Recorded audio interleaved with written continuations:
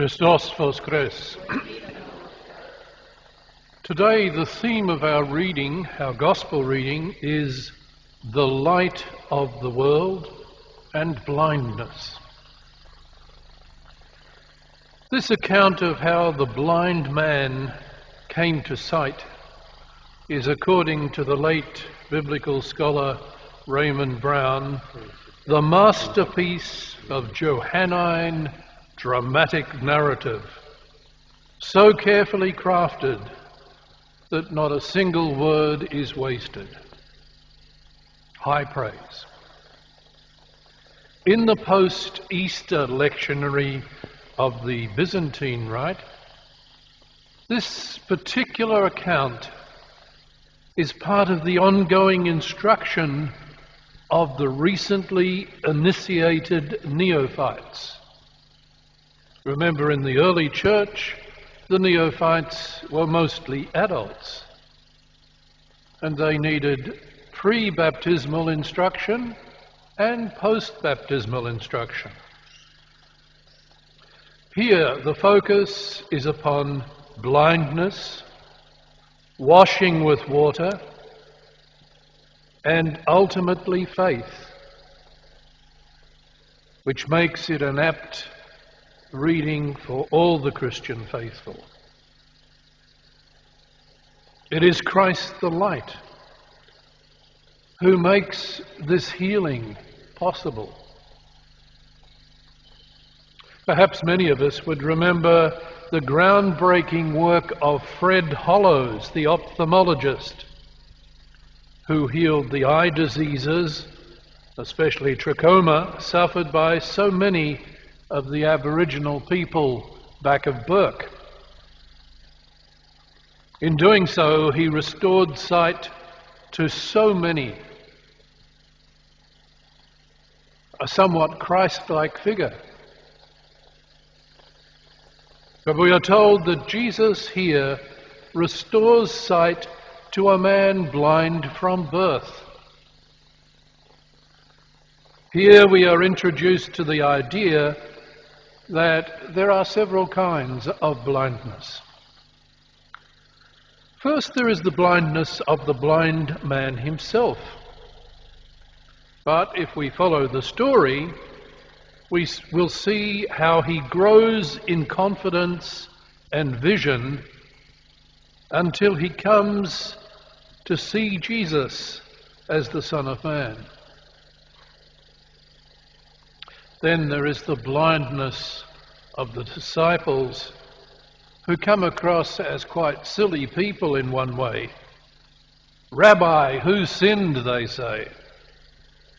Such ignorant piety. Thirdly, we have the neighbours, uncertain as to whether this is or is not the blind man who is speaking to them. Fourth, we have the blindness of Jesus' opponents. Here they are identified as Pharisees, and they decide Jesus cannot be from God because he is a sinner. We don't know where he came from. And finally, in their arrogance, they say, "We are not blind, are we?" Finally, the blind man's parents are just reluctant to get involved in this dispute. This is in contrast to the wit and independence of the mind of the one who at the beginning of the story was undeniably blind, but by the end is seeing more than anyone around him except Jesus. The man born blind has been developed in this story as a spokesperson for a particular kind of faith encounter with Jesus. He exemplifies one who is enlightened on the first encounter, but who comes to see who Jesus really is later. In our Byzantine baptismal rite, the priest prays in these words: "Open his or her spiritual eyes, so that the illumination of your gospel may shine brightly within him or her." This is prayed at the end of the catechumenate.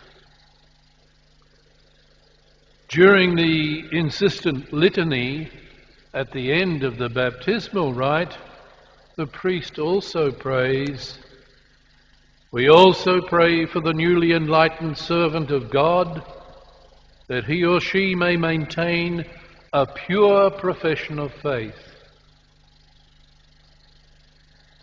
These prayers are inspired by the reading of this morning's Gospel.